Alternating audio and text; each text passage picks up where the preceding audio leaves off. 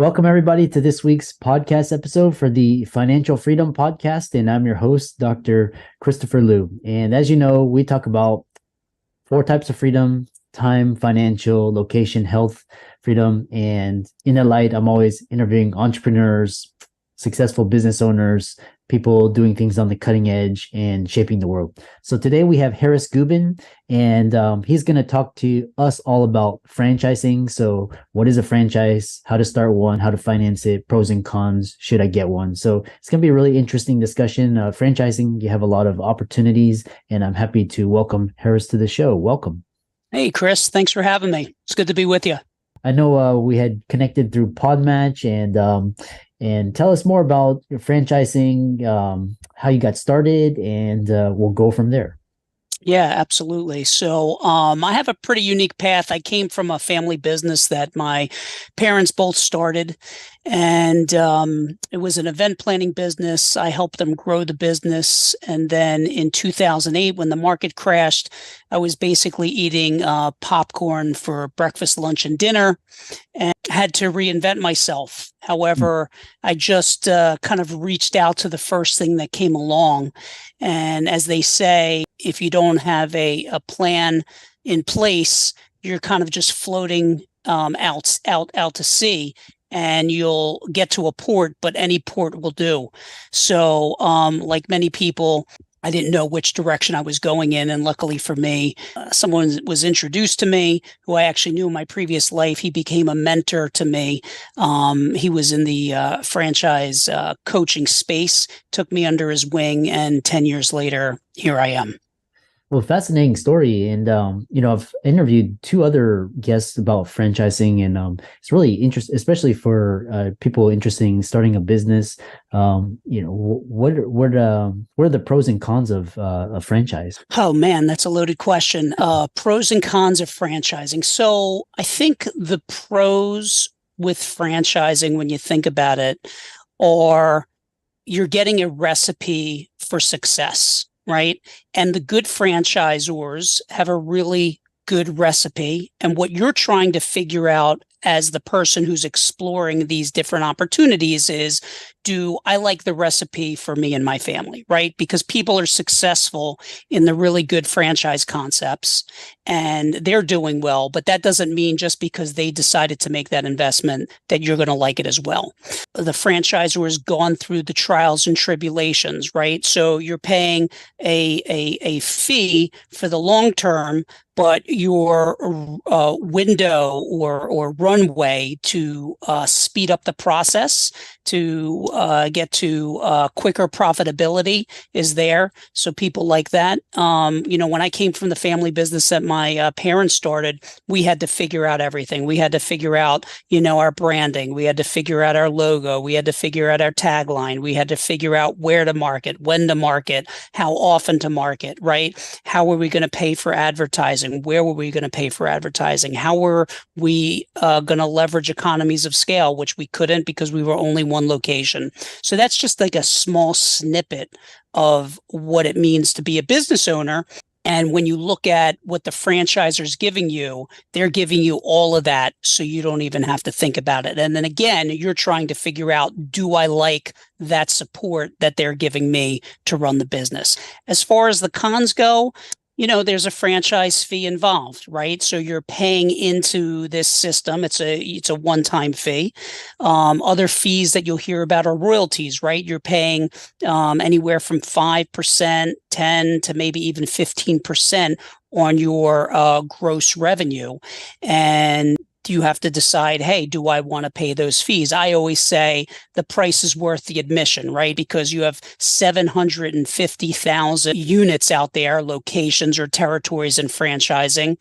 There's over 3,800 concepts out there. So there's people that are having success. You're trying to figure out, do I like that, again, that recipe for success, and if I'm going to pay those fees. And you also have to follow a process, right? So if you're an entrepreneur who really wants to have a lot of creativity, who really wants to make it their own and put their own stamp on it, then franchising is probably not the right path for you. and I'll use this example. There's so many more concepts than fast food, but McDonald's is a great example of the following. If you like mashed potatoes and everybody in your community loves mashed potatoes, and you know that you could make a killing selling mashed potatoes at your McDonald's location, you can't substitute French fries for mashed potatoes. So you have to follow a system. Yeah. So those are the cons. Yeah. It's interesting because I go into Google and basically there's like thousands. And so how do you find the right fit, and what are some kind of criteria to look for?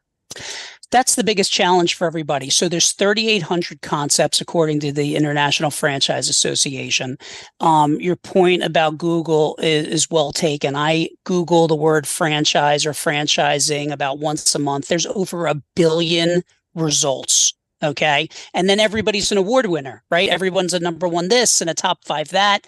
And so there's a lot of noise and it's very overwhelming. So the biggest challenge for everybody is, how do you distill it down? So I always recommend everybody, you should work with a franchise coach, right? Find somebody that you like, find somebody that you can align with, somebody that is really going to be a good kind of advisory board member for yourself as you're trying to decide what's the right fit for you. So the process that I take my clients through is a very specific, methodical process. And what I always share with clients is my role for them is I'm a coach, I'm a sounding board, I'm a guide, and most importantly, I'm there to challenge your assumptions and perceptions, right? Because what we want to do is kind of peel back that layer of the onion to see if there is something there that you wouldn't have otherwise known, right? So I'm going to give you that different set of lenses to look through when you're exploring franchise. When you're going through the process of looking for a franchise, when I sit down with a client, we're always talking about, where are you now and where do you want to be, right? So if you could write the perfect movie script for this next chapter in your life, what would that look like? And so through a series of conversations and really understanding what their ideal preferred scenario is like, I then digest all of that information and come back to them with franchise concepts that are in alignment with everything that they shared with me. And then together, collaboratively, we figure out which ones to explore. And that's something that people should know, is that it's all about exploration, right? It's not about buying a franchise. I mean, yes, if a client goes into a franchise, it's great. They're happy. They found something that they liked.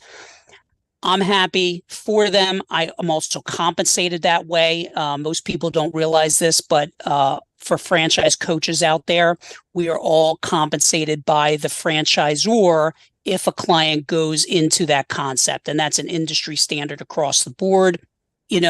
Most people don't go into franchising though. So the whole idea of working together is we want them to get enough information and the right information to make a well-informed decision to say, hey, this is the right fit for me, or this isn't the right fit for me. And maybe let's look at, a couple of different concepts to see if there is a right fit.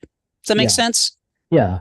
And, follow-up, which is interesting because, franchise coach, what sort of, things should you look out for, especially in the contract, or when, you mentioned selection, but what other things can a franchise coach help with people that are exploring franchise? Yeah, besides weeding through that noise and that overwhelming space. So there's 4 things that I look for to share different concepts with clients that they're going to appreciate looking at. So the first thing is concepts that have longevity. Most of the concepts that I'm sharing with clients have longevity. Not all of them, because there's new concepts every day, new brands. You want to keep it fresh, but that's an important piece. Organizations that are well known in their space. So it's not Chick-fil-A, it's not McDonald's, it's not Subway, all recognizable names, but organizations or brands that are well known in the franchise space. The third piece is good ROI. Right? What does that mean? So most of my clients have made 6 figures, and they want to know that at some point they can get back to those numbers. So they want to know that when they speak to other franchisees in the system, that they're going to hear, hey, I'm making this salary and I know I can get back to that salary too. And the last thing is, the fourth thing that we look for is companies that are reputable, right? Because there's good companies out there in the franchise space and there's a ton of bad companies in the franchise space. So, you want people to have a good exploration process. So it's that longevity, it's brands that are well known, brands that have good ROI, and the last thing is brands that are going to be reputable to work with. Then, to break it down even further, the client is the one who's doing the heavy lift. So I'm like the matchmaker, right? You tell me all the things that you want out of your business model, and I'm matching you to those concepts. My clients are doing the heavy work.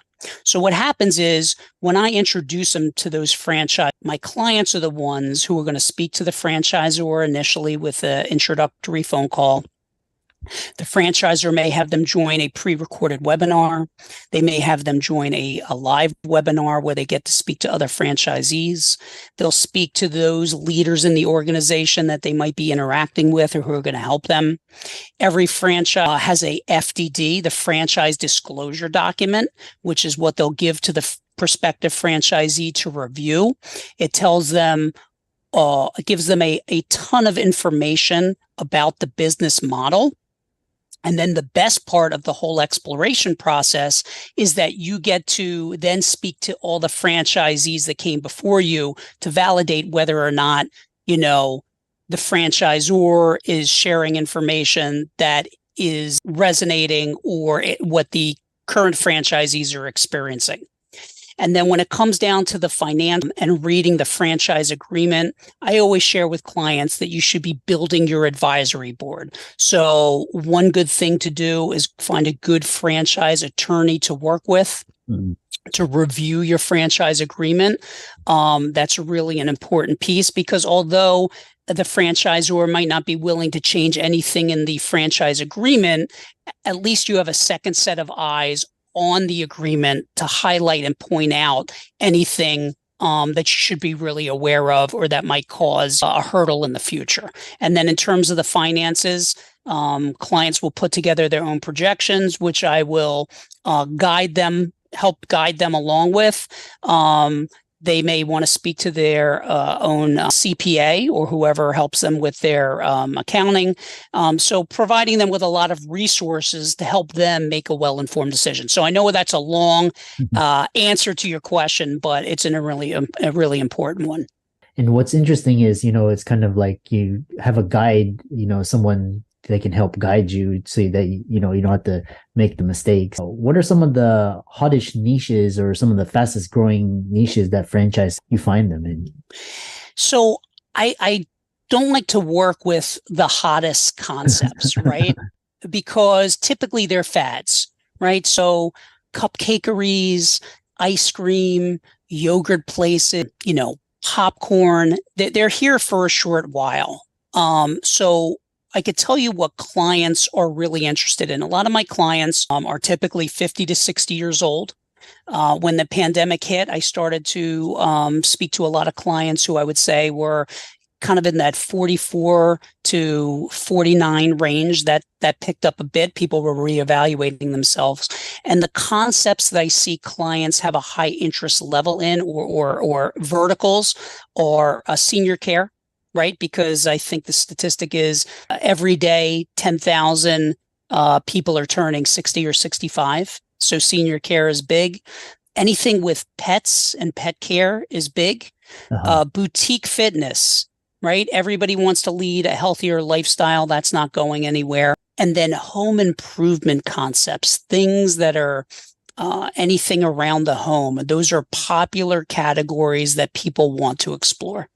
Okay. And how do, once they decide on a niche and, work with a coach, how do people kind of ballpark, can they afford a franchise? Good question. Going into a franchise is very similar to buying a home. Typically, you're putting about 20% down, and then you're financing the rest. So there's different ways to finance your investment, right? Different funding vehicles. So a very popular one is the SBA loan, right? The Small Business Administration loan. You could speak to a local bank that you have a relationship with. And then there's another program called a rollover for business startups, which is basically rolling over part of your 401k into your new business, and you can do that without penalty. So you can actually access those funds before the prescribed age limit without penalty. And there's certain companies that specifically handle that rollover. And clients have two philosophies there. Some clients say, I would never touch my nest egg. That's for my future. And other clients say, well, you know what? I have money there. I'll use a little bit of it to invest in myself, and I'm okay because I'm able to run the numbers and I've managed that risk. So, that's a couple of different ways that people will fund the business. And then the other thing that people should keep in mind is most of my clients invest anywhere from about $450,000 down to about $100,000, right? And again, they're only putting about that 20% down. A lot of times clients have a perception that they're going to have to invest $1 million, right? And that comes from, we've all been conditioned to think about McDonald's as a franchise, and that's over $1 million investment. And people just automatically assume that there's $1 million investment, but that really is not the case. There's plenty of affordable franchises that will also allow you to make a really good income. So you don't have to invest $1 million to make $1 million, right? The amount that you invest doesn't correlate with the amount of money that you're actually going to make. It's quite different. Really, this was really a good conversation about franchising and kind of one final question is, people Sure. are interested. How do you talk about identifying good and steer clear of the bad ones? Are there any red flags or things that you can help people notice before, to prevent mistakes? Yeah, I think with working with a coach is helpful, but if you're going at this alone, when you're looking in the franchise disclosure document, you're going to see an area for litigation. Okay. So, a slip and fall might not be a huge cause for concern, but if you see that the franchise are suing the franchisor repeatedly, that's a red flag right there. Okay. If you see that the franchisor is making a bulk of their money from the franchise fees and not the royalties, that's a red flag, right? Because the franchisors are in business for one reason, to make money. Okay.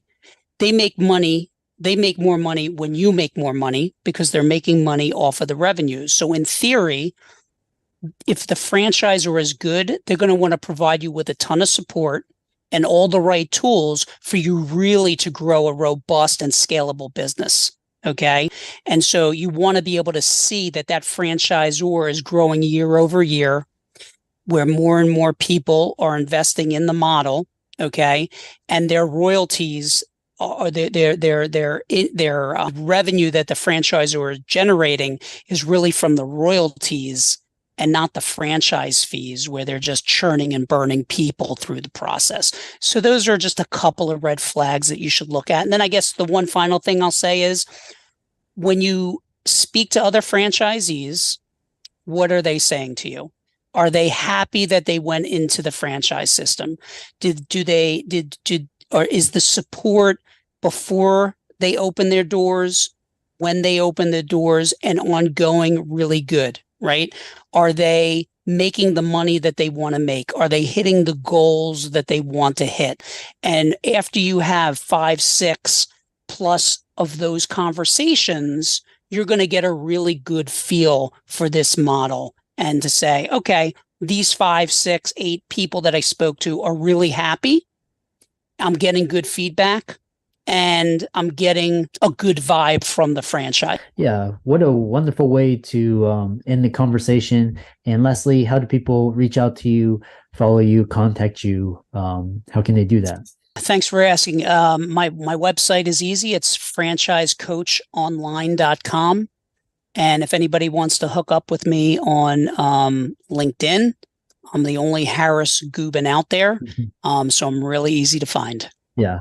And for all the listeners out there, let's thank Harris for coming onto the show, talking about franchises, why it's important to explore franchising now. He's on LinkedIn as well as his website, Franchise Coach Online. All those resources will be in the links and show notes. And with that, thanks for coming.